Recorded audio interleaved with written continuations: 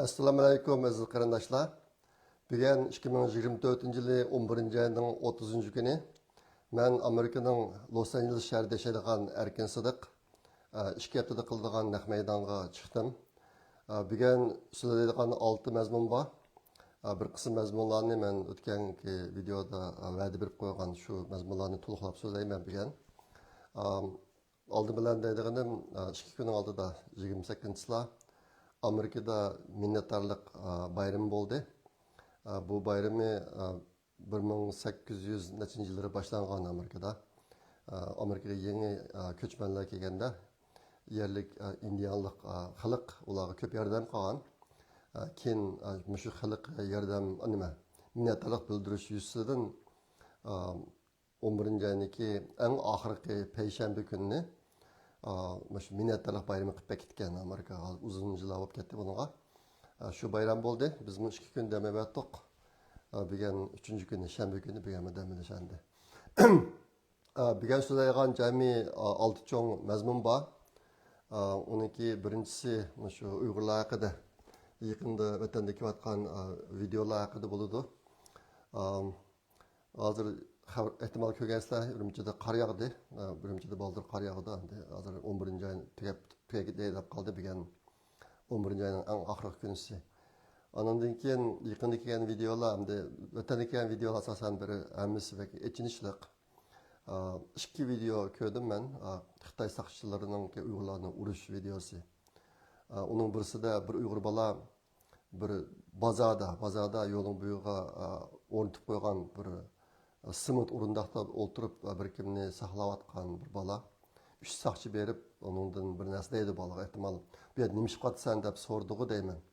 Nima ish qilyapsan deb so'rasa men bir kimni saqlayapman desa bir saqchi kaplam intayin qattiq peshvo bilan simit o'rindiqda o'tirgan bolani yuziga tepib tikmonliq tushirib o'tadi o'rindiqdan. Yine 2 saqchi bor qishida. Yo'g'on gray saqchilar ekan bular. Aşağı bir ko'rinishini ko'rdim. Buni Twitter'ga chiqarib qo'ydim. Xiljiq odamni ko'rdi. Mushundaq bir mushuk kishilarni sizlar madaniyatlashgan insonlar deb o'ylamasizlar deb savol qo'yib chiqarib qo'ydim. Yana bir videoda bir Uyg'ur o'quvchi Qos maktabga o'qimayman. Bir maktab ichida menib ketib o'tib, maktabni biroz yerlarni qor bosgan ekan, qor yog'ibdi. Ketibsa 2 Xitoy saqchisiga uchraydi. Uchragandan keyin sal maziraq dajib ularning yo'lini to'smaydi deb mongsa bir sochga bir narsa deydi bunga desa bola qarab turamdi ya bir narsa desa kep shaplaqlam birini qo'yiblam birini qo'ydi bola yerda o'tirib qoldi o'tirgandan keyin kaplamkin beqidiga qattiq tepidi bu sochchi tepib o bola yerga butlay yiqilib tushgandan keyin chechidan tutib so'rab ep mangdi yana bir ko'rinish shunaqa intayin echinishliq. Bu işler beni pek ağır oygu saldı, qattiq oygu saldı. Bu insanlarni nima deyish kerak? Bularni inson deyish kerakmi, demasi kerakmi? Hamda xalqaro o'lcham bo'yicha odam haqida tug'ilgan odamlarni boshqa narsa deyishni qabul qilmaydi hech kim. Lekin bu kishilar qarasa, bu zodi nerdan kelgan o'chmanlik? Uyg'urlarga nima uchun bu qadar o'shib ketadi bular? Odamning qalbini o'tmaydi. Meniki shunday masala bilan birlikda deb qo'ydik uni. Normal insanda muhabbet, nefret buluş gerek. Muhabbet, nefret meydanı eniq buluş gerek. Uyghur milleti hazır intayin ağır faciaga kelib qoldik Xitoylarning qo'lida. Buningki hesabini oldigan kunlarmi yetib kela. Shunga biz mushunaq kishilarda qanday hisob olamiz keyin. Andan keyin yaqinqi 7 yil mobaynidagi Uyg'ur fojiasi jarayonida Uyghur meydanda tutmay, sükut turib olgan yoki Xitoy bilan bir meydanda turib olgan kishilarga qanday muomala qilamiz vaqti kelgan chog'da. Mushta o'rnini ancha o'ynab qo'yish kerak deb o'ylayman. Andan keyin yana kelayotgan ko'rinishlar uysiz, egizsiz qolib qolgan Uyg'urlarning uylarini Xitoylarga setish bunday videolar yana davomli kelyotadi. Azambodda sotilgan uylar. Yaqında O'rta Osiyodan bir donliq shaxs Urumchiga berib kelibdi. Kelib uniki ba'zi qolgan gaplarni angladim men.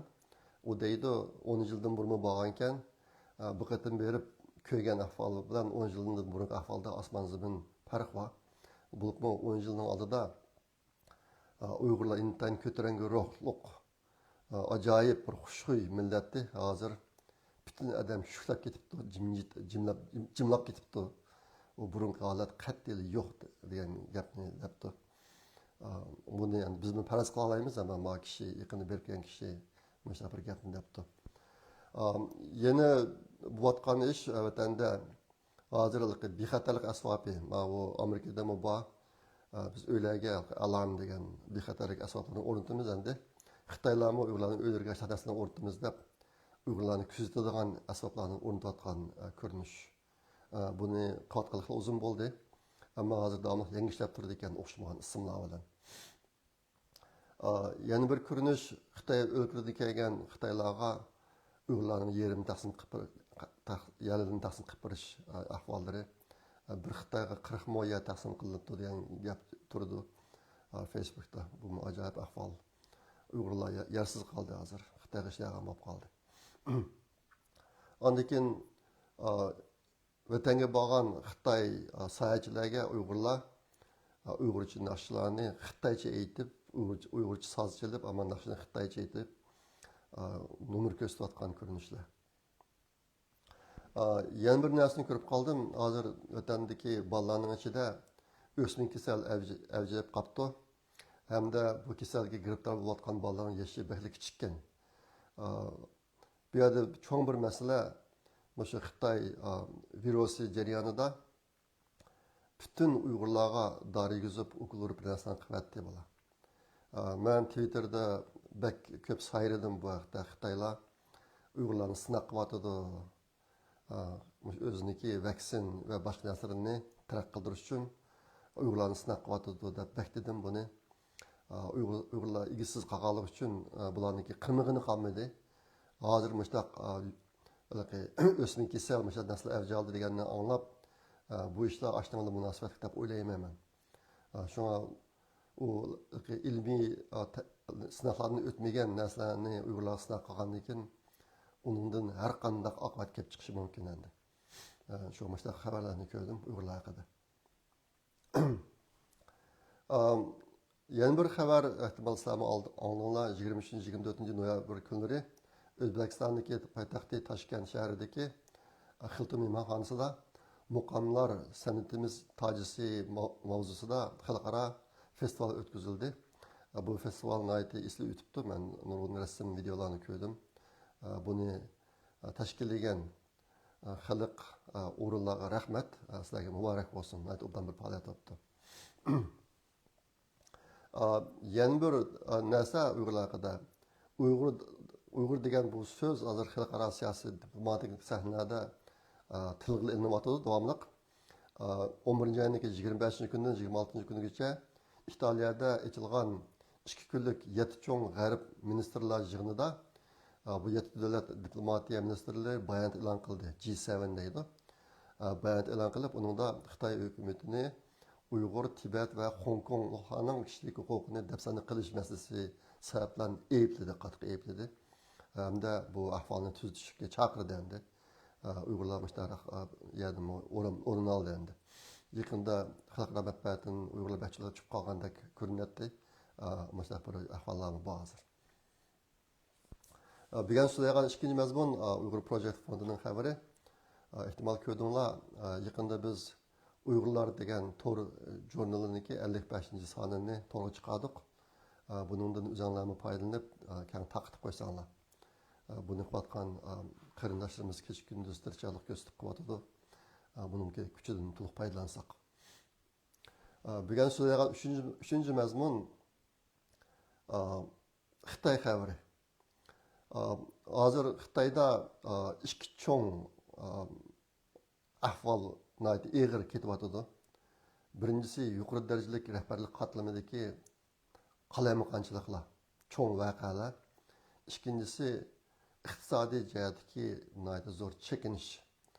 Yaqinda Xitoyniki rahbarlik qatlamida bo'lgan yana bir ish Myoxua degan bir Xitoyniki huquqiy to'xtalibdi. Bu Myoxua degan kim desanglar, bu Xi Jinping degan jalatniki intan yaqin adimi. Yaqin adami bu shu harbiy ishidagi rahbarlarni o'stirish ishlariga mas'ul. Shu an baholash, siyosiy salohiyatni baholash, o'stirish bu ishlarga mas'ul adam bu. Xi Jinpingniki eng yaqinlariniki birisi. Lekin bu odamni hozir ishdan to'xtatibdi. Shuning bilan birga yana bir Xitoy bor. Davlat mudofaa ministri Dong Jun degan Xitoy. Bu Xitoymi tutildi degan xabar chiqdi.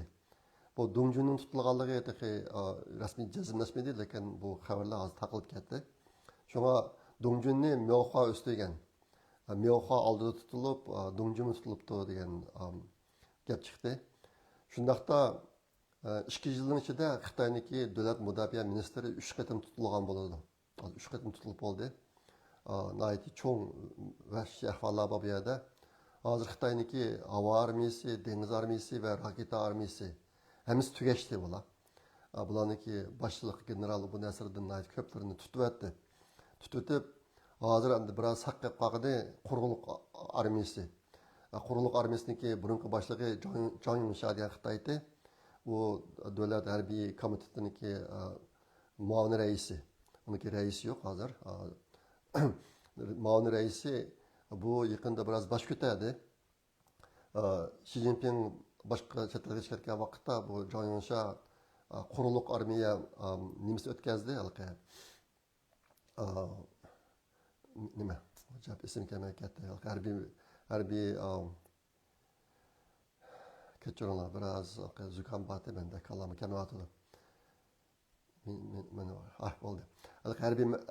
Cho'ng harbiy mashq o'tkazib quruqliq armiyasiga ashtaq qildi. Undan keyin Vyetnamga berib, xuddi Xitoyniki birinchi qo'l boshlig'idek bir qiyofatda ziyoratga berib keldi bu. Shunga hozir Zhang Yunsha bilan Xi Jinping o'tirishig'imi ziddiyat tushganligi alomatlari bor. Endi ba'zi Xitoy analistlar deydi, hozir bu ikkisi bir-birini yo'qotish maydoniga tushdi deydi.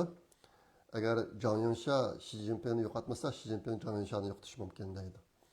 Hozir bu ikkisining munosabatida bunday keskin to'qinish bor ekan.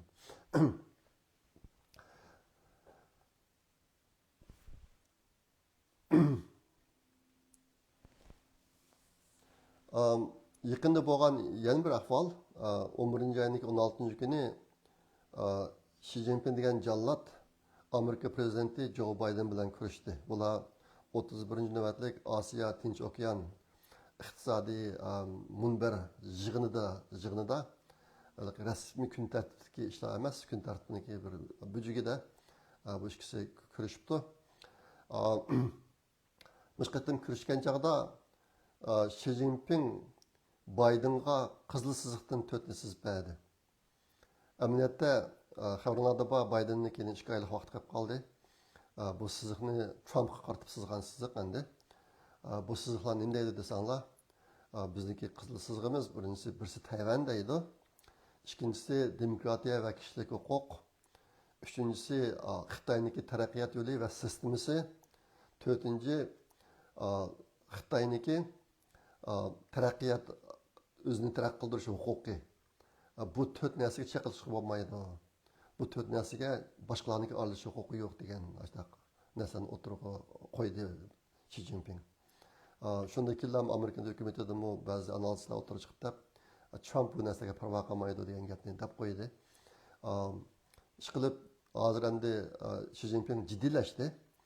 Trumpning o'tishi bilan jiddiylashdi. Hozir oldin ola bundanki bir qism ishlarni oldinlash uchun 4 qizil siziqni chizibdi. Amaliyotda bu qizil siziqlar Amerika qilch qilib kelmaydi. Mayli deb bu to'g'risida degan gaplarim bor.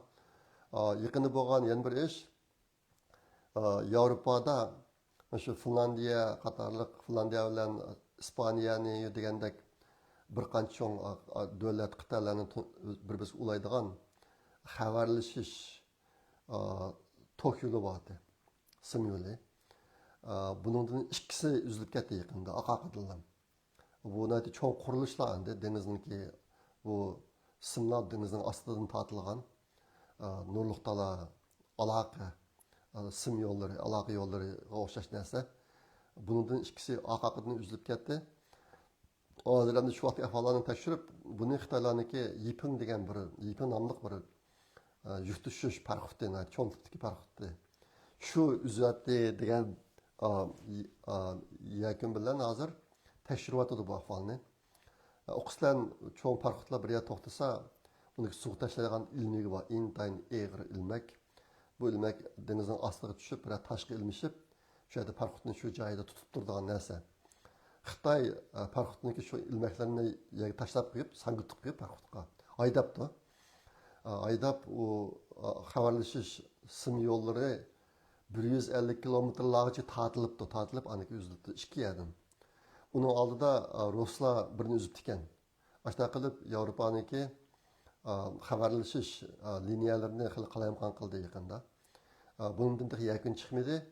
Hozir endi bu ishda Xitoy eng chong jinoyat gumondori tekshirilyotdi.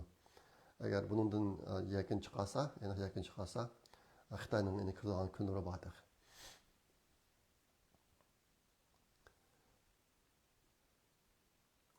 Endi bugun so'zlaydigan 4-mazmun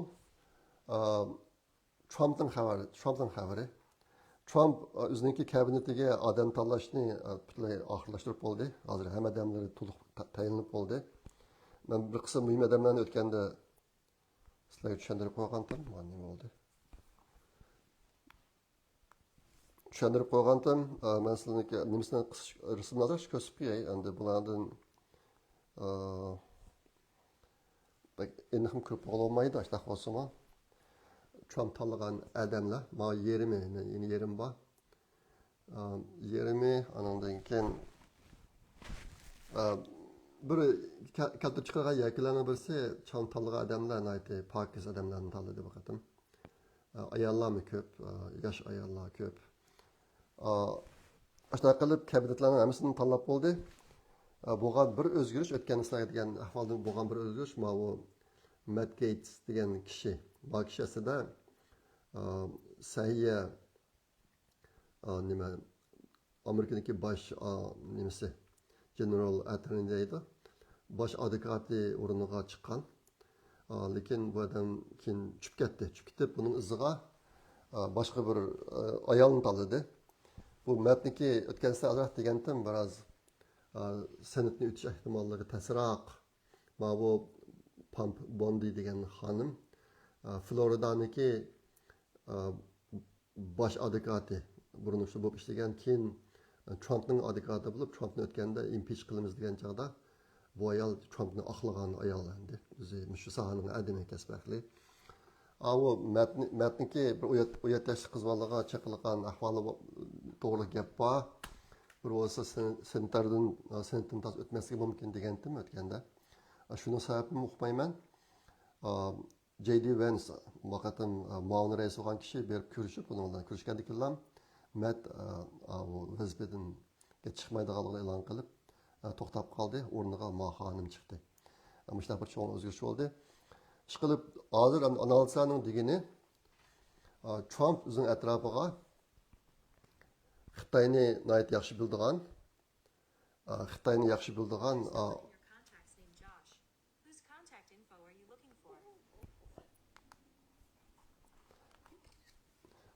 Xitoyni nayt yaxshi biladigan bir top, bir cho'ng, nayt kuchli qo'shinni tayinladi deb deyilyapti. Shunga har holda bundan Xitoyniki kurdigan kuni bor hali. Ishqilib Trumpning bu qatam tanlagan odamlari intan kuchli.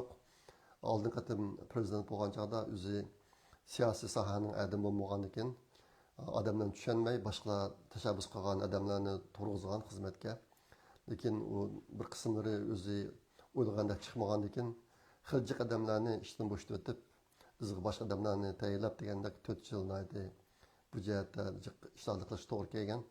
Bu qatam endi ko'p tajriba qilib ketgan bo'lg'achqa o'zi kuzatib 4 yilning mobaynida kuzatib sınavlardan o'tkazgan odamlarni chiqadi. Ehtimol bundan keyingi ishlari yaxshib ketadi deb o'ylayman. Bu abaki men degan Pamela Bondi degan xonim 65 yil to'lgan ekan. 65 yil bo'lsa shu haqda 60 yaşqa taqib bormaydi degan gap. 59 yaş. Endi yaqında bo'lgan yana bir cho'ng ish Amerikada nima Trump Xitoy, Kanada va Meksikadan kiradigan mallarga boj qo'shilganligini e'lon qildi. Bu Xitoyga 10%, bu 10% bojni nima ishga qo'shildi desanglar, ayni vaqtda Trump Xi Jinping bilan kurashgan vaqtida fentanyl degan zaharlik dori bor. Hozir Amerikada yiliga 100 mingdak bolani o'ldirib qolgan. Bu dora, bu zaharlik chekimlik Meksika bilan Kanadadan kirdi Amerikaga. Bularni qat'iy to'solmaydi. Ayni vaqtda Trump Xi Jinpingning o'ziga bevosita degan, "Mani to'xtat" deb degankin Xi Jinping bo'ladi. Biz shu dorilarni ishlab chiqarib shuni so'lda sotgan odamlarni eng yuqori jazo bilan jazolab qo'yishni bir taraf qilamiz deb Trumpning yuziga degan bu gapni. Lekin unda qat'iy qilmay, amaliyotda Xitoy hukumati bu ishlarga bevosita qo'l tiqib, mushu zaharli chekimliklarni Amerikaning chegarasidan qanday kirgizish vositalarini o'ylab chiqib, ximiyalik choralar bilan ashtaqa ishlar fash bo'ldi ekan. Hozir endi Trumpniki dahshat g'azabi va buningga Xi Jinping ishonmaydi. Hozir qanday ishonmaydi. Ashuna bilan bu qatim o'zi rasmiy huquqni boshlamay turib, shu fentanyl degan zaharlik dorini Amerikaga kirishdan to'xtatmoqchilik Xitoy. Xitoydan kiradigan butun mollarga 10% boj qo'shiman deb e'lon qildi. Andan keyin Meksika bilan Kanada bu ikkisiga agar sen shu zaharlik chekimlarni kirayotgan va Amerikaga qonunsiz kirayotgan odamlarni to'smasang, sizdan Amerikaga kiradigan mollarning hammasiga 25%dan boj qo'shiman degan narsani e'lon qilyapti.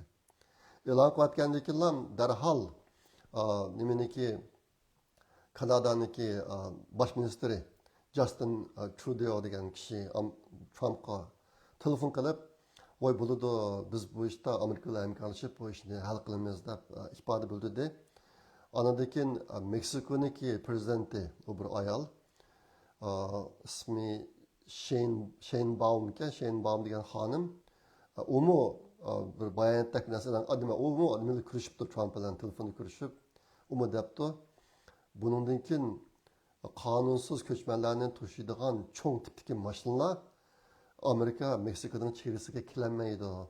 Biz u yerga keltirmaymiz, baldirli to'simiz deb shu ifoda bildiribdi. Shunga bu ishda Trumpda hech qanday huquqda chiqmaydi. Birinchi ayning 20 kuni chiqadi. Huquq chiqmay turiblar ma'nosini e'lon qilib, bu ishlar unum berishga boshladi hozir. Xitoyda hozircha jimjit, lekin Xitoyga 10%dan boshqa Trump bir qism mollarga, Xitoydan kelgan molga 60% boj qo'shmoqchi. Ashta qilsa Xitoyniki iqtisodi texmi vayron bo'lib ketadi hozirgadan. Hozirmi intayin egri darajada vayron bo'lganlik. Yaqinda kelayotgan xabarlar, men olgan yana bir xabar, burun Urumchida osmondagi yulduzlarni ko'rib bo'lmayotgan istinki tufaylidan. Hozir biroz yulduzlarni ko'rib bo'lgan bo'ldi deb anladim men. Sababi nima desanglar, Xitoyniki nurg'un zavodlari ishdan to'xtab ketgan. Shuni is chiqaradigan zavodlar ishdan to'xtab ketgandan keyin havo biroz suzilib, osmondagi yulduzlar ko'rilgan bo'libdi. Bu jihatda hikoyalar bakchiq, hikoyalar intayin ko'p Xitoycha bo'layotgan. Hozir shu ishsizlik tufaylidan nima Xitoyda o'zini o'ldirilish to'lqin bo'lib ketdi. Dastlabda o'zini o'ldirish to'lqin bo'lib ketgan, yaqinda cho'ng tipdagi mashinalarni odamlar quyuq minib yurayotgan to'tquchlarda haydab odamlarni o'ldiradigan xabar oqaqidan chiqyotdi. Hozir mening farzimcha kishilar to'tquchidan o'tishdan biroz ensiraydigan holatga keldi deb o'ylayman. Ba'zi o'liklar uqtirish chiqarib, mushtaq ishlarniki oldini olish to'g'ri maxsus uqtirish chiqarib tadbir qo'llanayotgan holatlar bor. Endi ba'zi Xitoy analistlar deydi, bular dastlabda o'zini o'ldirishdan boshladi. Hozir endi boshqani o'ldirish orqali hukumatdagi diqqatni tortishga tirishayotdi.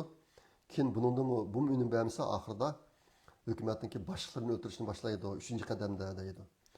Ishqib Xitoyda hozir bu jihatga ahvollar intayin og'ir. Iqtisod nacharlashganligi tufaylidan bu ahvollar bundan keyin texnik og'irlashadi.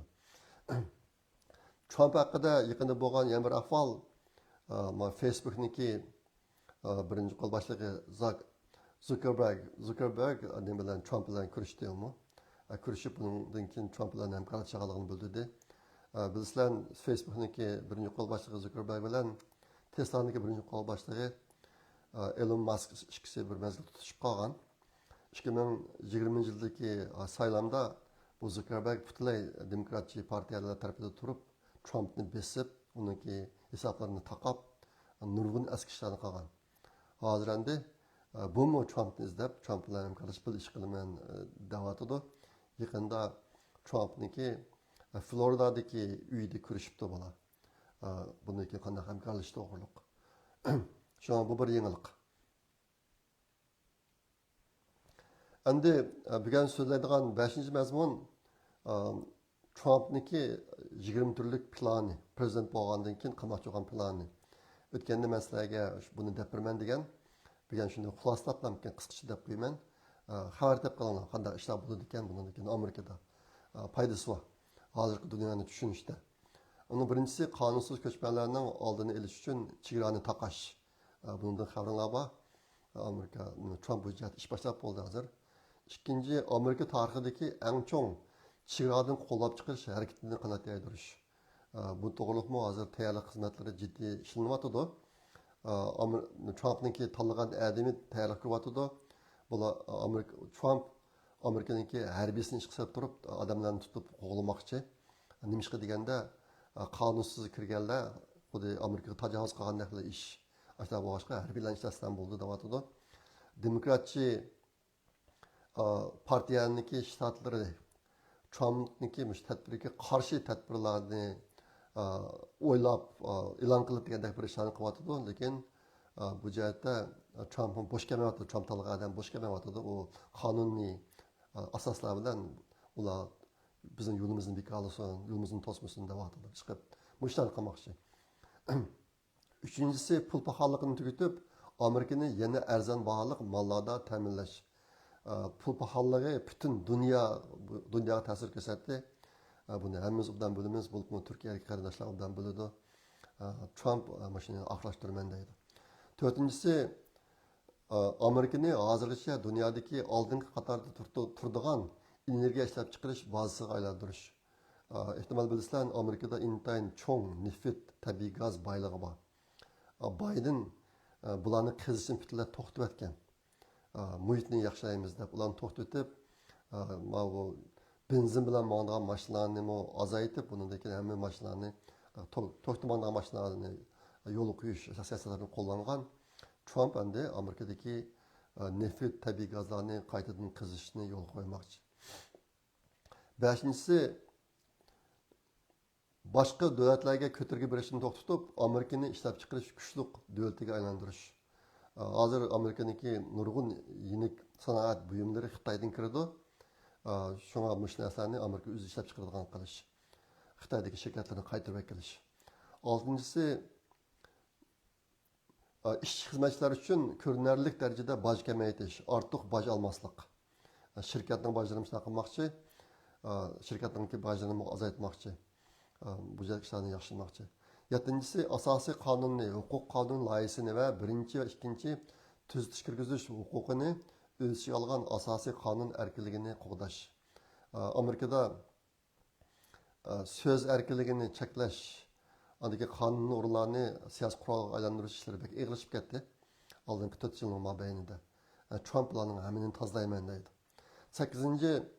Üçüncü Dünya Urushining oldini olish, Yevropa va O'rta Sharqning tinchligini asliga keltirish va Amerika uchun temir gumbaz yasash.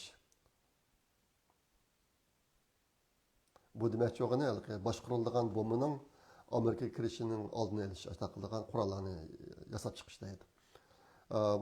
9. Hukumatning Amerika xalqini qurol bilan qo'rqitishini oyoqlashtirish.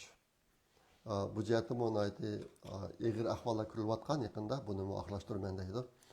10. Ko'chmanlar jinoyatining tarqalishini to'xtatish, shayka zo'ravonligini va qora guruhlarni tarmor qilish va ko'chman bo'lmagan jinoyatchilarni tutib sulash. 11. Paytaxt boshchiligidagi poytaxtni o'z ichiga olgan shaharlarni qayta qurib, ularni bexatar, pokiz va go'zal shahar qilib qurib chiqish. Hozir shahardagi jinoiy ishlar intayin ig'ir bo'lib ketdi. Yaqinqi mana shu 4 yil mobaynida men uni o'zim turayotgan shaharda his qildim. Sizlarga deb adamni uqmayman. Meniki o'g'lim turayotgan shahar u bir boylar rayoni. O'shada bir hafta ichida 3 uyga o'g'ri kirib, bir uydan $300,000 oltin buyumlarni achib ketibdi. Uyning egisi bor.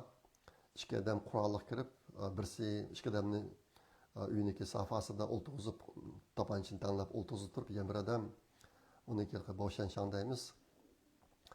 Shuning ichidagi oltin buyumlarni olib ketdi, boshqa qilib, shu mahallada mana jinoiy ishlar zodi to'xtamay, oxiri shu mahalladagi aholilar o'zlari birlashib, shaxsiy saqchi yollab oldi bular. Hozir men o'g'limni uyga borsam, talab chiqsam mumkin, shaxsiy saqchi mashinasi ash ko'chadan bu tarafdan o tarafga chirg'ini yutib qo'yib turib, yutib yurdi. Razvedka qilib turdi endi. Bir oila iyiga $345 to'laydi ekan. Shu shaxsiy razvedchiga endi. Amerika mushtaqalar chiqib qoldi. Bizning shaharda bir qatam intan qattiq bo'ron chiqib, yomg'ir yog'ib, havo klimati bek nacharlashib ketgan. Dushanba kuni u. Maktab bütün maktablarni taqib etdi, kamanglar, bu uyda armonlar deb ashta qilsa, o'tir maktab o'quvchilari bizning shahardagi mol degan cho'ng tipdagi do'konlar bor, bozorga berib, do'konlarning nasrini bulab bir kunda bizning shaharni bo'langchilar qoplab ketdi. Ashta ahvollar bo'lib ketdi. Ashta ahvol bo'lsa, hozir xalqlar do'kondan birni o'g'irlasa, saqchil tutolmaydi ularni. Shu holatga qoldi. Şuna Trump müşahfalarını özgərtmən deydi. Yani eğer özgərtməsə dünya qəzgi bardı, pərəz qısıb baxsanlar buladı. Bu, her bir adamdaki turmuşa təsir etkizdiğin ahval. 13-cisi Amerika dolarının dünyadaki zapas pul buluş oranını saqlab qilish. Ötken sayı azraq təpədim, Rusiya, Xitay bular birləşib dolarının ki ornağa özlərinin pullarını işletiş degan bir minədi qıvatqan bular. Endi Trump deydi, bularni butlay asli keltirman deydi. 14-ci ictimai kapolat va davolanish sug'urtasini qo'g'dash, pensiya yashini o'zgartmaslik. Yaqinda Amerikada pensiya yashini hozir 65 yosh, 65 yoshdan sal ko'tarish, masalan 67 yoshga degan gaplar chiqqan. Trump deydi, buni o'zgartmayman deydi. Demak, xalqlarni uzroq ishlasin demoqchi endi Biden hukumati. 15-si may mashinalarni bekor qilib, elektr mashinalarni ishlatish siyosatini bekor qilish.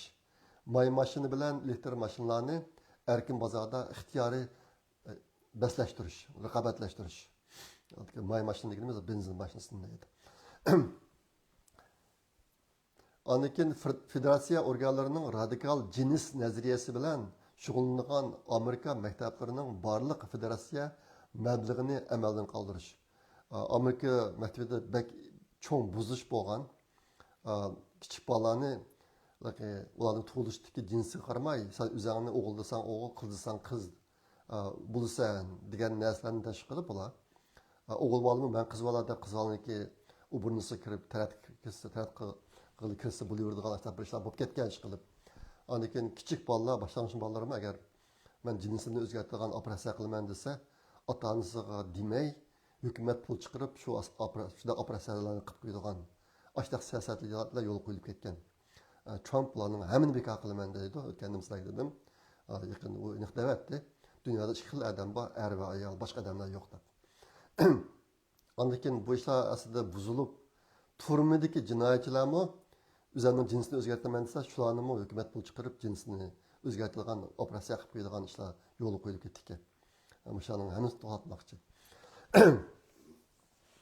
O yetmisi erlarning ayollar tanarakat musobaqasiga qatnashishini cheklash bilan bizlar o'tgan qatamliq olimpik musobaqalarda ajab vaqalar bo'ldi bu jihatda. 18-si Hamasni qo'llaydigan radikallarni maktab rayonidan qo'g'lab chiqarib, maktab rayonini qaytadan bexatar va vatanparvar qilish. Shu yaqinki Gazadagi Isroiliya Falastin to'qinishlari yuz bergandan keyin Amerikadagi nurg'un maktablarda Isroiliyaga qarshi namoyishlar bo'lib, hatto Amerikaning bayrog'ini ko'ydiradigan ishlar bo'lib ketdi. Amerikadagi maktablarda ko'rsanglar odam hayron qolgan ahvol endi. Shunga mushlarni to'xtataman, tugitaman, to'siman deydi. 19-si saylan bexatarligiga shu kuni bilat tashlash, kimlik dalillash, qog'oz bilat tashlash va fuqarolik isbotiga kafolatlik qilish mushlarni yo'l qo'yman deydi. Saylanning ishlarini rad qilman deydi. 20-si davlatimizni yangilik yaratish va yangi muvaffaqiyatlar bilan ittifoqlashtirish. Amerikani qaytadan gullantirish. Shu 20 siyosat ekan, Trumpning siyosati. Bundan boshqa 5-mazmun bo'lgan so'zlaydigan Trumpningki ma'rif sohasidagi ma'rifni qilmoqchi bo'lgan nimalari, planlari. O'tgan sizlar degan ma'rif ministrini amaldan qoldirmoqchi deb. Hozir amaldan qoldirmaydi tekin. Unga yangidan bir ma'rif ministri tiklidi Trump. Bekitdi hozir ayol xonim. Kishilar deydi bu o'tkinchi bo'ladi deydi, mana shu. Endi bir cho'ng ministrni amaldan qoldirib bitiblam ishni qilib ketgan olmaydi, biroz o'tkinchi davr bor. Shu jarayonda shu ayol boshqardi deydi. Albatta men ko'rsatgan rasmlarda shu ayolning rasmi bor edi. Endi Trumpningki ma'rif sohasida qilmoqchi bo'lgan ishlari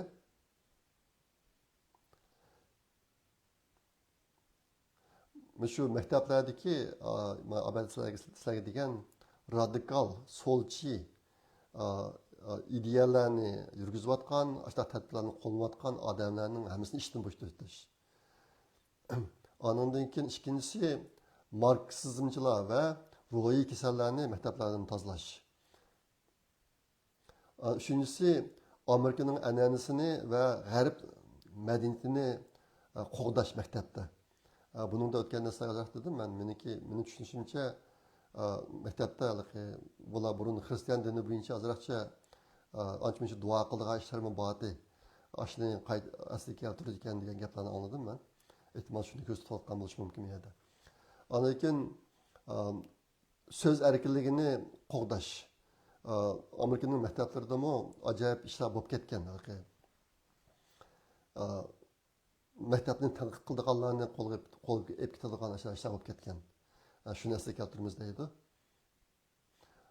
Andan keyin Amerikada shu yaqinqi yillarda 3-4 yilning mobaynida yo'l qo'yilgan bir ish bor. Buni inglizcha diversity, equality, inclusiveness deydi. Diversity degani rangdor bo'lish. Millatlar rangdor bo'lish degandek ma'nosi bor. Equality degan gap barobar bo'lish degan ma'nosi bor. Inclusiveness degan hamma millatlarni o'z ichiga olish. Ashtaq bir siyosatni yo'l qo'ygan. Bu siyosatniki anglashga yaxshi bizdek asonlik millatlar uchun yaxshi. Lekin bu nima bo'ldi desanglar, Amerikada millatni irqni qobiliyatdan ustun qo'yadigan ahvollar kelib chiqdi. Masalan, Harvard universitetiga o'quvchi qabul qilishda bu yanada qabul qilingan o'quvchilarniki manch persenti qatorlik bo'lishi kerak degandek ashtaq shartlar o'tirib chiqib, ashtan bilan xili ko'p maktablarda ma'rif sifati tushib ketish ahvoli yuz berdi. Undan boshqa shirkatlarda, masalan, Boeing degan shirkatni hamma bilasizlar.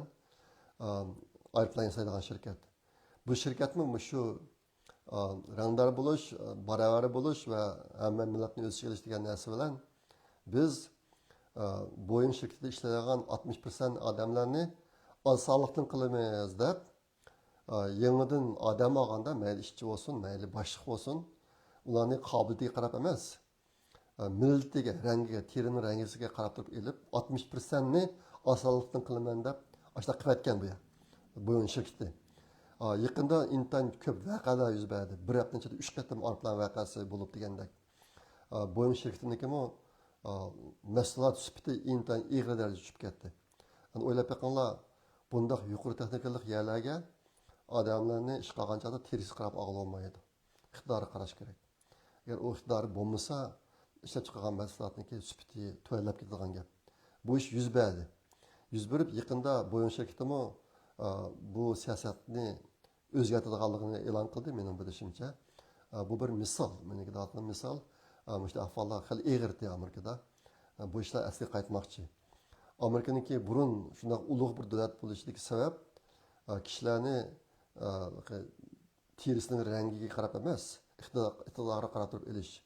Mana shunday bir misoli, men bir Uyg'ur. Meni hozir qadar men hech qanday bir yerda Uyg'ur ekan deb chetga qilib qolgan yerim yo'q. Ish kirgan chog'da hammadan meni qobiliyatimga qarab turib ep keldim, mana shunday ishlab keldim menda. Shunga Amerikani ulug' qilgan narsam shu. Agar unday qilmay kishilar o'tirsida iqtidor jihatdagi raqobatlar bo'lmaydi ekan, chuqur sifat tushadi pastga. Trump mush narsalarni o'ngshayman deydi. Ondan keyin ma'mu abagiga munosabatlik 6-si shu odamlarni ish qilish, o'quvchilarni maktabga kelish jihatlarda nimaga milliy kamsitishni to'xtatish, milliy kamsitish qilmaslik qandi. Mandaq millatni olaman deb. Amerikaning harbiylarida mana shunaqa bo'lib ketibdi yaqinda. Amerikaniki harbiylarida hozir yengdan oldigan askarlarni to'shqizolmay, sanga intayin cho'ng qiyinchilik bo'lib turibdi. Nima qilsanglar, aqtalliklanmay ekan. Amma asaltanimiz deb ashundan harbiylikka o'zini sintirgan odamlar chiqmay, Amerika bu jihatdan cho'ng krizis duch keldi ekan. Hozir ham shuni o'shlaymiz deydi. Amerikaniki bir aqtalliklarniki bir an'anasi bor. Aqtalliklar askar bo'lib davlatni qo'g'dashni o'zini cho'ng sharaf qiladigan bir an'anasi bor. Nurg'un oilalar avlod Amerikaniki armiyasida xizmat qilgan ahvollarni aytdi. Umumlashgan burun yaqinki 3-4 yil ichida bu ahvollar o'zgarib ketibdi. Hozir buni o'ngshayman deydi.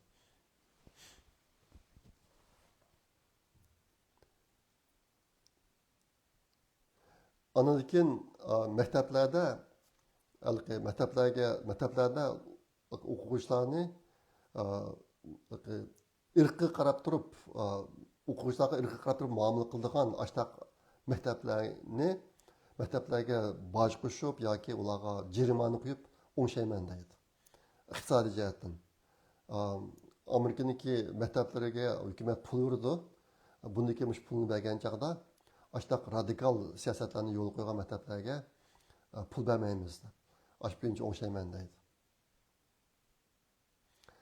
Andan keyin 8-si Amerikaning maktablaridagi Amerikaga qarshi ish harakatlarini tozalayman deydi. Albatta degandek maktablarda, Amerikaning maktablarida chet eldan maktabga kelib, Amerika maktablariga kelib, Amerika qarshi namoyish qilib, Amerikaning bayrog'ini ko'targan ahvollar bo'lib ketdi yaqinda. Trump mush ahvollarni o'ngshayman deydi.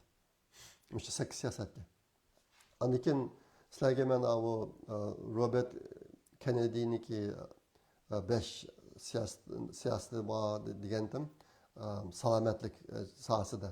Shuni qisqacha deb ketay. 5 siyosatni o'tirib qo'yman dedi. Uni birinchisi yemaklik va oziqliq nutrition. Aslında bu jihatda shu yemeklar qo'shilgan ximiyalik narsalar, har xil qurtib ketadiganni oldin oladigan dorilar. Mushtaq narsalarni Amerikada yemeklar qo'shida, yemeklar uzun saqlansin deb, buzilmay saqlanadigan. Mush narsalarni qattiq kontrol qilaman deydi. Bu ahvol hozir intan erish ketdi Amerikada. Ondan keyin ikkinchisi diabet kasali, shakar kasali.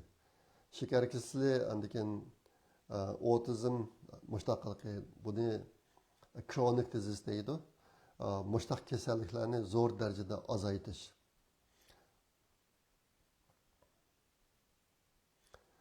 Bu jihatda Amerikaniki ahvoli intayin nachar hozir. Bolalar kichik vaqtidan tortiblar mushtaq shakar kasaliga, ashta bir kasallarga giribdir bo'lib qolgan.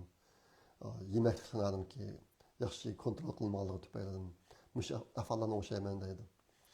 Üçüncüsü Amerika'daki yemeklik ve doğru başqurish idorasining siyosatlari. Buni biroz o'ngshayman deydi. Hozir yaqinqi ko'rayotgan ahvol shu doğru ve yemeklik ve doğruni başqurish idorasi qilayotgan ahvol. Bular yenilik yaratishga to'sqinlik qilib, o'zi bürokratcha chiqargan siyosatlar bor ekan, oshguncha hamma narsani boshqurman, tizginlayman deb bu jihatda ig'ir ahvollar ko'rilib turibdi. Mush ahvolni o'ngshayman deydi. To'rtinchisi vaksin urdigan siyosatni o'zgartirish. Bu odam deydi, men tug'ilib o'sayotgan vaqtlarda bir bolaga 3 lam vaksin urildi deydi. Urmus bo'lmagan 3 lam vaksin bor deydi. Hozir hozir tug'ayotgan bolalarga urdigan vaksinlar 10 dan eshib ketadi deydi. Buning ichida haqiqatan bu zururlari bor, ammo pul tepishni maqsad qilib turib urayotgan vaksinlar oz emas. Mush ahvollarni o'ngshayman deydi.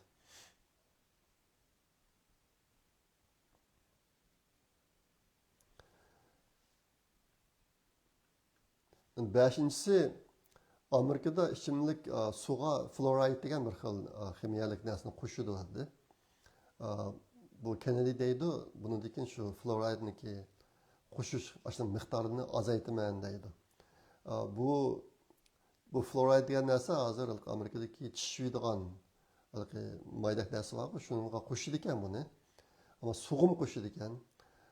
Mushniki sababidan bolalarniki aqlliq ko'rsatkichi to'lab ketadigan ahvollar 100 bagil turibdi, IQ deydi. 100 bagil turibdi. Shunga bundan keyin suv qo'shiladigan fluoride moddasini kontrol qilaman deydi. 5-siyosat shu ekan. Shunday qilib Kennedy'ning 5-siyosati men bilganlarga planlagan ahvollarning hammasini deb bo'ldim. Ehtimol sal zirkishlik bo'lib qolgan bo'lishi mumkin. Men sal zirkishlik narsalarni bir xil deb aytib, lekin bundan keyingi videolarni biroz texnik qiziqarli qilay deb bilgan hammasini bir xil deb aytdim. Yaxshi ko'rishinglarni umid qilaman. Bilgan tayyorlagan mazmunimiz shu.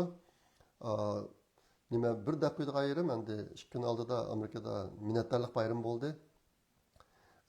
Meniki bu Facebook, YouTube bu ikkisidagi mana shu 2 haftada bir chiqadigan videoni ko'rdiganlar hozir 9 mingdan eshibyotidi. Lekin buni yaxshi ko'rdim deb barmoq urdiganlar intayin oz. YouTube'da 200 ga bormaydi, mening farzimcha. Facebook'da 100 ga bormaydi. Minnatdorlik bildirish Uyg'urlarda intayin bir qimmatlik odat bu. Bir odam yaxshi qilgancha minnatdorlik bildirish. Dinimizda bu ishni bak cho'ng bo'ladi. Shunga meniki sizlardan kutadigan bir umidim barmoq urib qo'yinglar, yaxshi ko'rsanglar. Men bu videodan pul topmayman. Burun bir singlimiz erkakka bu videoda pul kiradigan qilib qo'ysangiz, pul kirsa keyin pulni Uyg'ur Project fondiga ishlatsangiz bo'lmamdi deb taklif bergan. Men alaqlashda qildim bir mezgil, qilib 3 oyda qildim. U chog'da mening videolarimni ko'rganlar jiq emasdi. 2000 ga bormaydi. Mingda 2000 ning orada odam ko'rdi. Ashta qilib 3 oy qo'yib qo'ysam $140 dek pul kirdi 3 oyda. Shu arqadan videoni ko'rganlarning soni 2000 ning orlig'ida endi. Ashta kirdi, lekin u pul topadigan qilib qo'ysa videoga video shirkatlari YouTube nachiq e'lonlarni qo'shib oldi ekan orlig'iga. Shunga o'tirasiyadan menga norozilik kelib ketdi. Bu erkin apandi bu e'lonlar bachcha chiqib bordi deb. Men u pulni kundim emas, ashta bo'lgandan keyin bo'ldilar deb uni to'xtatdim men. Shunga bu yerda sizlar barmoqni chiqib bersanlar menga pul keladigan ish yo'q, unday ish yo'q, lekin agar yaxshi ko'rgan bo'lsanglar barmoq qo'yib qo'ysanglar ilhom bo'ldi. Mendek ish qilganlarga ilhom bo'ldi. Men bu bir videoni chiqarish uchun yarim kun vaqt sarf qilaman. Dam olish kunlarim boshqa vaqtlardami qo'shib yarim kun, kam degan yarim kun vaqt sarf qilaman.